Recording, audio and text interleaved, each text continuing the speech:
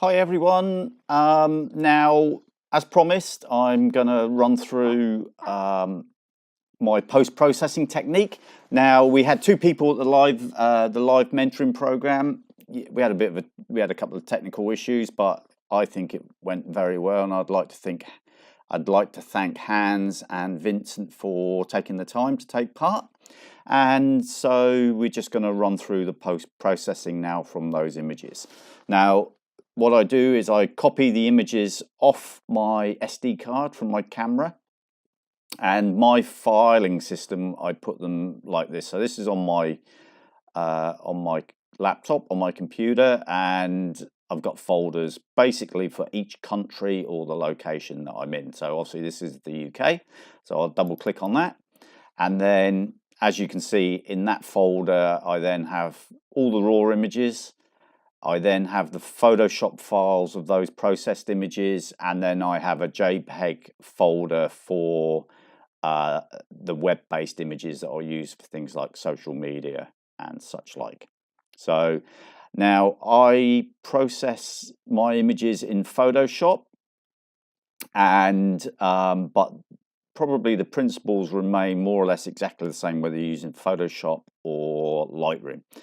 And what I do is I open Bridge up, Adobe Bridge. So this is some images that I took earlier on last week, and I'm going to come down to the pictures that I took last night. So we'll just make them bigger,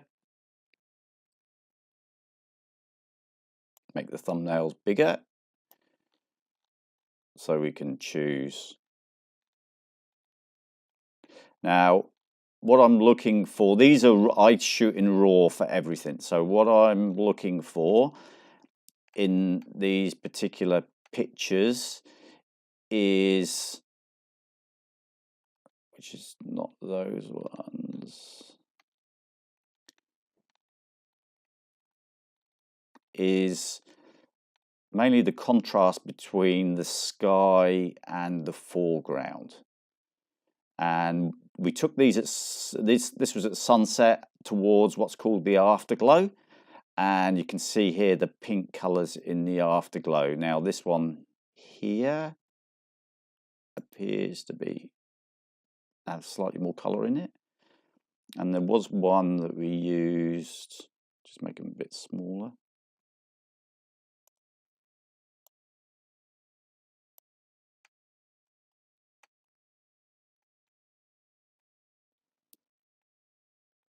There was one that we used with the gradual neutral density filter in it, which will be one of these ones. So I think I quite like this one. Okay, so what we are going to do is we're going to open it up into Adobe Camera Raw. So basically, is it in Bridge? You right click on it and go open in Camera Raw. Now when you open the images in Lightroom,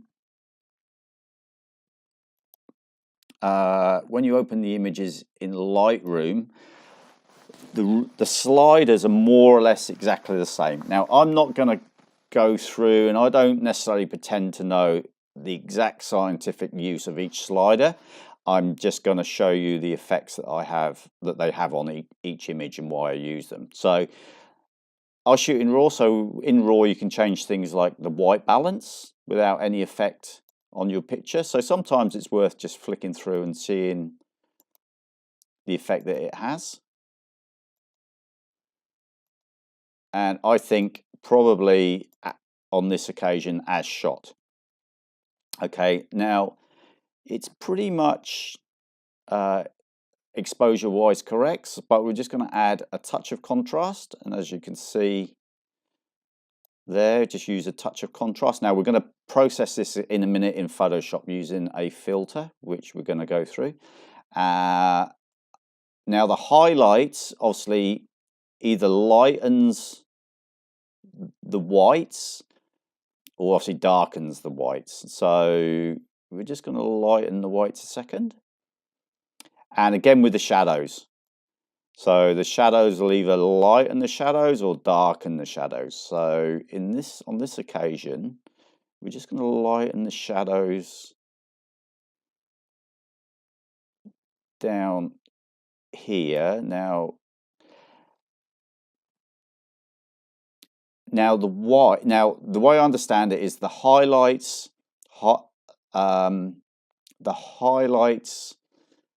lighten the lighter colors in the whole picture, whereas whites will just lighten the whites or darken the whites. So just lighten the whites a touch, and again the same with the blacks. The shadows lighten the whole picture, whereas the blacks just lighten the black. So we'll just do that again. Clarity gives a touch of sharpening to the image. So we're just going to knock that up. Dehaze again, kind of adjusts, gives you a bit more contrast. So, you know, you can have a bit of a foggy type picture where it comes like that. So we're just going to add a touch to that. Vibrance, just obviously adds some color, and saturation obviously adds a touch more color. So I'm happy with those sorts of sliders. Again, I'm not going to go into what each one does. It's more of the effect that it has on the picture to the eye, and that's really what I work on. So that's in RAW. Now,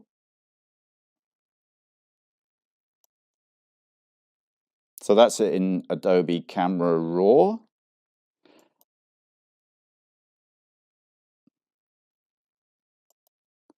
And now I'm going to just open the object. So open the image. I'll just move on to this setting here. Now this is your opening settings. So this is when it opens it in Photoshop. So the color profiles, Adobe RGB. We've set it to the default of the camera, the image sizing to the default of the camera. So I've got a Nikon D800 at 36 megapixels. And this here is quite interesting. This opens the picture in what's called a smart object, and this is peculiar to RAW.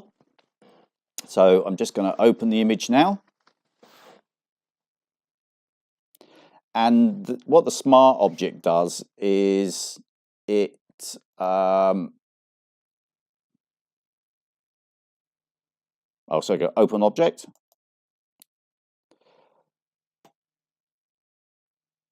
And it's gone off into Photoshop. I'll just pause a second.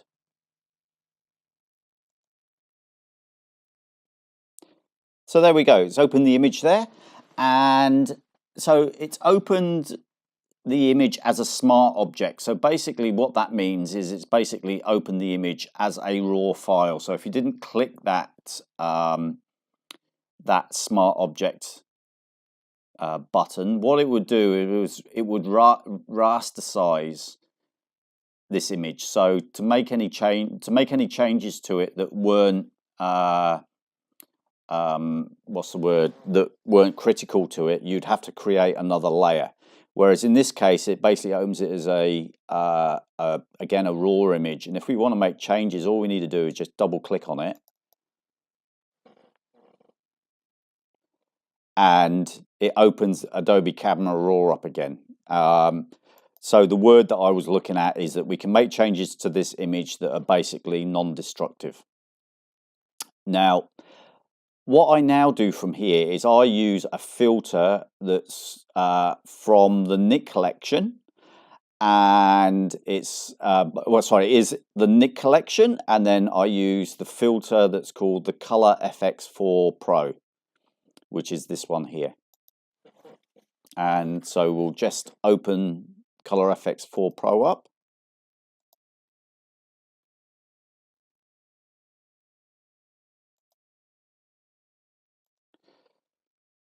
There we go. Now Color FX4 Pro, it's opened the image in Color FX4 Pro, And what we can do in ColorFX 4 Pro is we have certain filters that, certain processes that we can use. And basically are filters. Now there's quite a few of them, and I'm not going to go through them all. What I do is I've found a certain amount of filters that I like, and I've saved them as what's called a recipe. And I think the way I got to that in the first place was I used one of the default recipes. It comes with a few, and then just adjusted it for myself. So there's a few there. Now, one that I used a few days ago is this one here. And all you do is you click on it, and it assigns that recipe to that image. Now, as you can see here, it's given it quite a nice effect. So what we'll do is we'll just run down, and what we really don't want to do is try not to over process it. So for instance, we can come down here and just see the effect that each one has.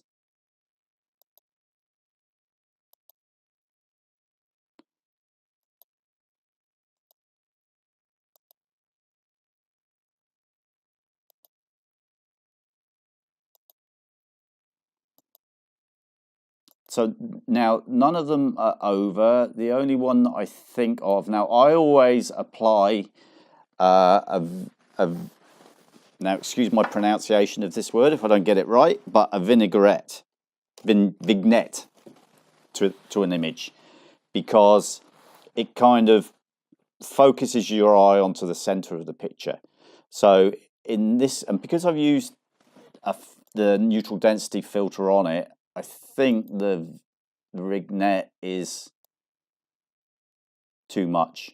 So as you can see there, you can turn it right up. So I think it's too much at the moment. So I'm just going to turn it down, even put it to there. Now another part of this filter that I do like, that comes in very, very handy, is the detail extractor. And as you can see there, it brings out a hell of a lot of detail. In this case, it's too much. My camera does have probably a bit of a dirty filter, or not probably, it certainly does have a dirty filter, which is just what all these little black spots are. And obviously it kind of gives it a bit of an HDR sort of look, but it looks really over processed. So first of all, I'm just going to knock that down a touch, because we do want to see the detail, especially down here in the foreground. What we can also do is we can also assign what's called control points. We can also assign what's called control points. So what that does is it actually focuses, when I clicked on this before, it's assigned it to the whole image. Well, I don't necessarily want it on the whole image, I only want it on bits. So we use a control point, which is here. And as you can see, it just assigns, it just puts that filter on certain bits. So then we can just go in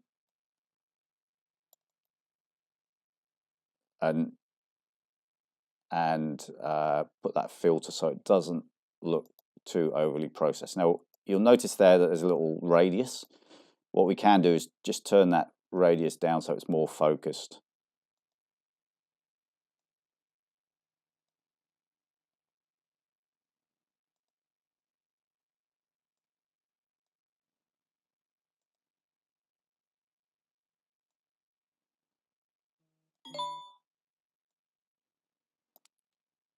And again, we can just kind of move and just put it down here a touch, and maybe add one just by this boat here.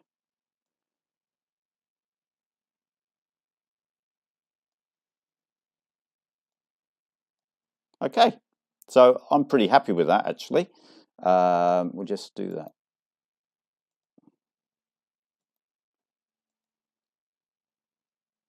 and we will just apply that.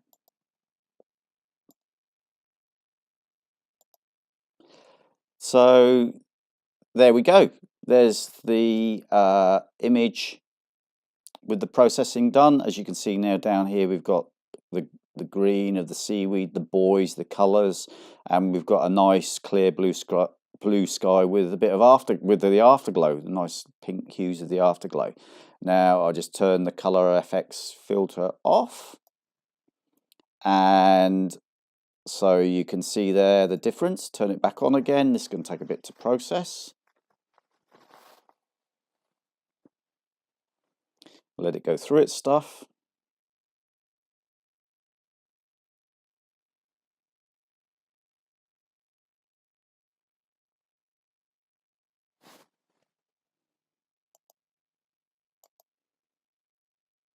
And here's the image with the processing on. Now, I don't think it's over. It's got nice colors to it. So I don't think it's too much overly processed. Now, another thing that I do need to do is the dust on the sensor. Now, what I do with that is I then duplicate that layer, so you drag it down to the new layer icon down in the layers, and then once it's done that, I then just, I was going to do its stuff. I'll just pause for a second, might take a while. So it's done its stuff now, and you can see there it's duplicated the layer. Now what I do is I rasterize that layer. So if I right click on it and go rasterize layer, it then creates a layer. Now this is the difference between the two. This is a destructive copy, and this is a non-destructive. So if there's any changes that I make to this, it'll actually make a change to that layer. And if I don't have the undos set, then it's set on that layer. Now, the thing is, if I do make a mistake, then I can always delete that layer and start again.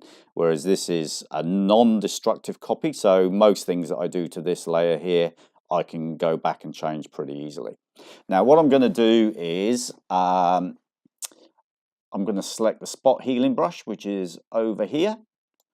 And then I just go through and go.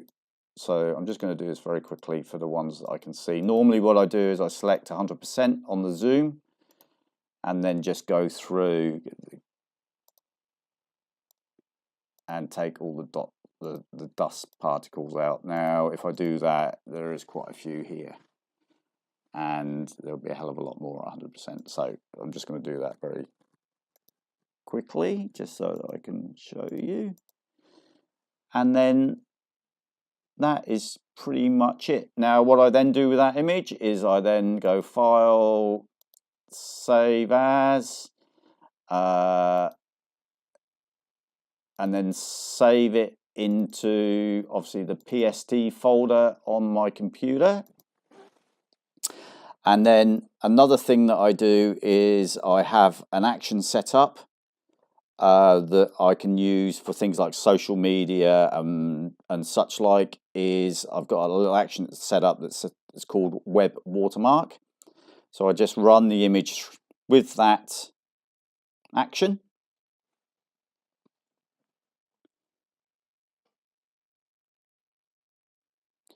And what it then does, we just let it do its stuff while on the video.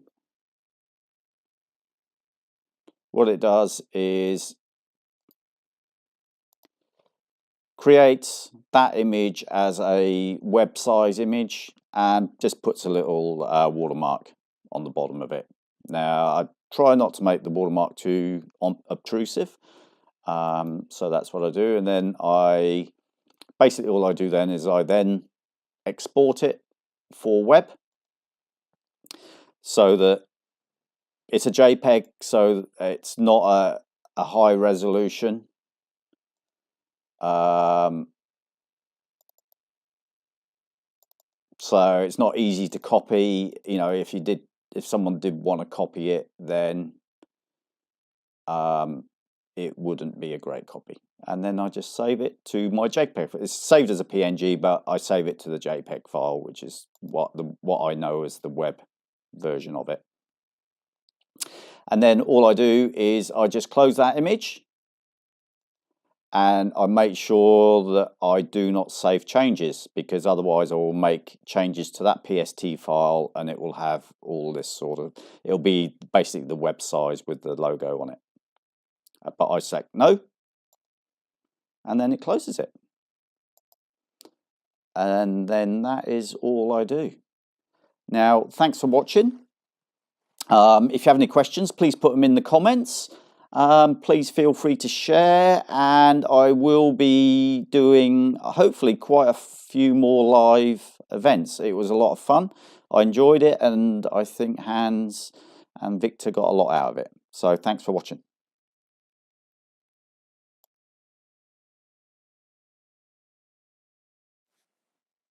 And here is the final image. Hillhead Yacht Haven, which is near Titchfield Haven. It's on the Solent, right on the south coast of England.